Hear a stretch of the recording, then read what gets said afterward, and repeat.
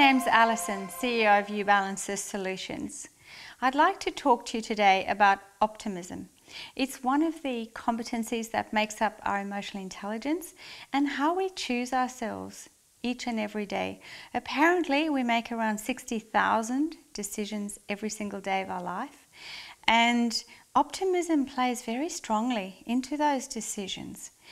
And you know, when we look at it as a blend of possibility and hope, and some people look at a situation and they can just see solutions, potential solutions, opportunities, and other people look at the same challenging situation and all they can see is pessimistic doom and gloom. So what are the components that make up these two bits? Well, if you're a pessimist, we call it the triple P. You're likely to see things as permanent. They're just going to go on forever. They're never ever going to end. Pervasive, invading every part of your life, and there's no little segment of your life that you can get away from this problem.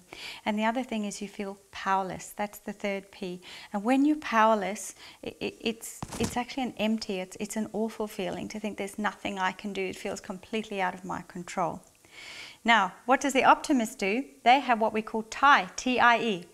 They have this wonderful ability of seeing things as temporary, as isolated, so there is still some parts of their life where they can go and do the things they love to do and the problem's not entering every sphere of their world. So that's the T, the I, and the E is that with effort, they can make a difference. Even if they put a tiny bit of effort in, they can put that one little step forward and move forward in a better direction. So we're all going to be on the spectrum or the scale. We can't be pure optimists on everything. But emotional intelligence is a skill we learn.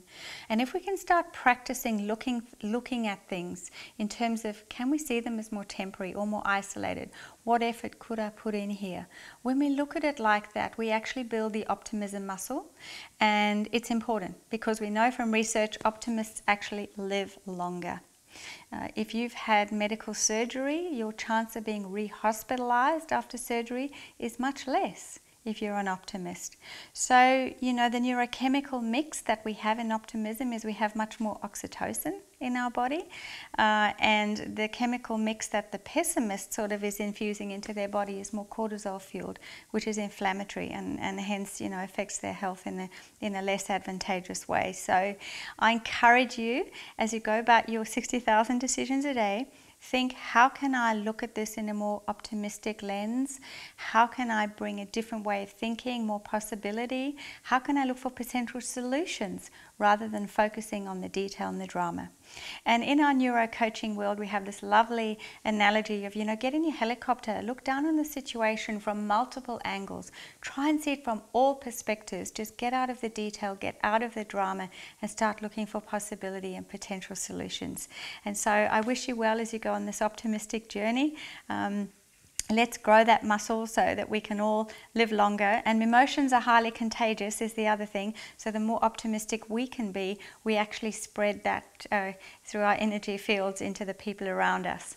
And they'll end up being optimistic as well. So I wish you well with your optimism. Thank you.